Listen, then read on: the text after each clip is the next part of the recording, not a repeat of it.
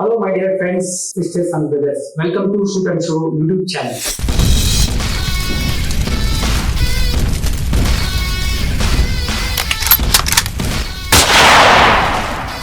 ఈరోజు మనం అజయ్ జ్ఞానమూర్తి డైరెక్షన్ లో బీటీసీ యూనివర్సల్ ప్రొడక్షన్ లో హరీష్ కృష్ణ సినిమాటోగ్రఫీలో కుమ్మరేష్ ఎడిటింగ్ లో శ్యామ్ సిఎస్ మ్యూజిక్ లో అరుణ్ నిధి ప్రియా భవానీ శంకర్ అర్చన అరుణ్ పాండ్యన్ మీనాక్షి వీళ్ళతో పాటు ఇతరులు కూడా నటించిన ఒక super natural horror thriller genre గురించి తెలుసుకుందామా.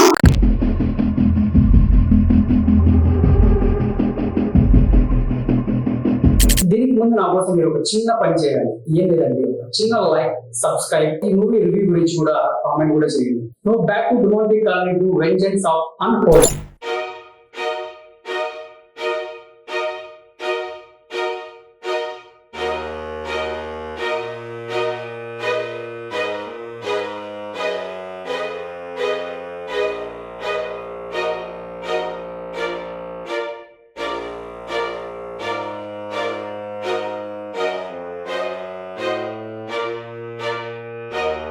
ఈ సినిమా కథ గురించి చెప్పాలంటే హీరోయిన్ ప్రియా క్యాన్సర్ పేషెంట్ అనే వ్యక్తిని లవ్ చేస్తుంది.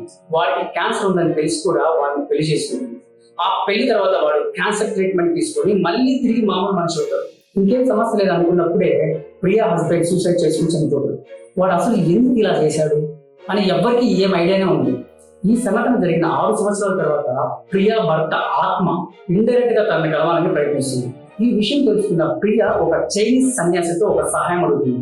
దీని తర్వాత జరిగిన అమానుష సంఘటనలో పార్ట్ 1 లో చనిపోయిన హీరో అరుణ్ నిధి పార్ట్ 2 లో ప్రియా లైఫ్ లోకి ఎలా వస్తాడు, అసలు పార్ట్ 1 కి పార్ట్ 2 కి సంబంధం ఏంటి, ఆశ్రయించబడిన డిమోంటి కాలనీకి మళ్ళీ ఎవరు వస్తారు అనేది ఈ సినిమా పూర్తి కథ.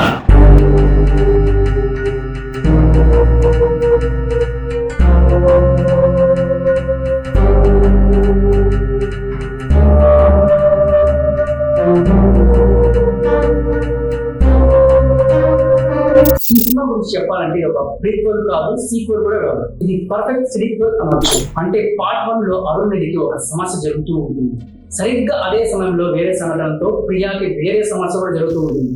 దాన్ని ఈక్వల్ గా 2 సీన్లను మెర్జ్ చేసి పర్ఫెక్ట్ గా చూపించారు. దీన్ని సీక్వెల్ అంటారు. Ajay screen play and direction excellent గా అయితే చేశారు. ఇది సినిమాకు హైలైట్ గా కూడా చెప్పవచ్చు. యాక్టింగ్ బై చెప్పాలంటే ప్రియా అయితే పర్ఫెక్ట్ గా చేసింది. మరియు అరుణ్ నిధి నెగిటివ్ షేడ్ లో చాలా బాగానే నటించారు. సపోర్టింగ్ రోల్స్ అందరూ వాళ్ళకి ఇచ్చిన పాత్రని సరిగ్గా చేశారు. హర్రర్ అండ్ థ్రిల్లర్ ఎలిమెంట్స్ కొత్తగానే ఉన్నాయి. BGM and sound design first half లో అయితే చాలా బాగానే ఉంది. సెకండ్ హాఫ్ లో ఎక్కువగా ఉంది. సినిమా ఆటోగ్రఫీ అండ్ ఎడిటింగ్ పర్ఫెక్ట్ గా కూడా ఉంది. ఎస్పెషల్లీ అందులో ఒక మిర్రర్ సీన్ అయితే ఉంది. అది కానీ మీరు చూసారనుకో చాలా చాలా హర్రర్గా అనిపిస్తుంది. డిమోంటి క్యారెక్టర్ ఈ పార్ట్ లో కూడా అదే విధంగా భయపెట్టిస్తుంది. సినిమా చూడడానికి మీరు మరోసారి పార్ట్ 1 చూడాల్సిన అవసరమే లేదు. ఎందుకంటే ఈ సినిమా ప్రారంభంలోనే ఒక చిన్న గ్లిమ్స్ లాగా వదులుతారు అనమాట. అందులో కథ మొత్తం మీకు అర్థమైపోతుంది.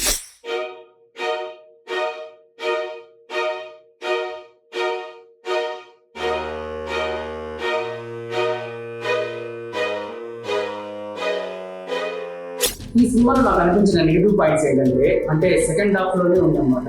కొంచెం లాజిక్లెస్ అనిపిస్తుంది. సీజీ అండ్ విఎఫ్ఎక్స్ కూడా అంత ఏం బాధలు. సెకండ్ హాఫ్ లో అయితే ఫుల్ కాటన్ ఫిల్మ్ చూసినట్టయితే ఉంటుంది. హర్రర్ ఎలిమెంట్స్ పెద్దగా ఏమనిపించదు అనమాట. అక్కడక్కడ కొంచెం ఘోరమైన విజువల్స్ అయితే ఉన్నాయి. కాకపోతే థియేటర్ లో ఈ సినిమా వర్త్ వాచబుల్ అని చెప్పుకోవచ్చు.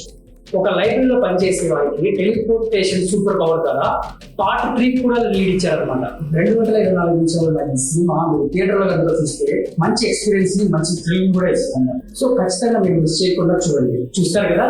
Okay, bye, see you.